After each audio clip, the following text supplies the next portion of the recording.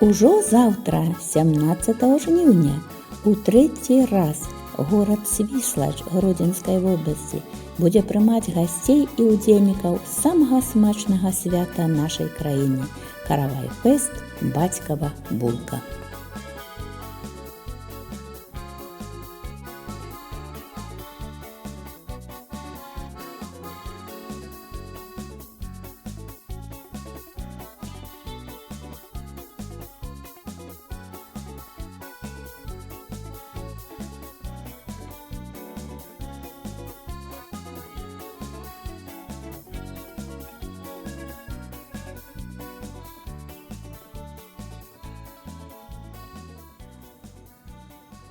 Не пропустите на канале.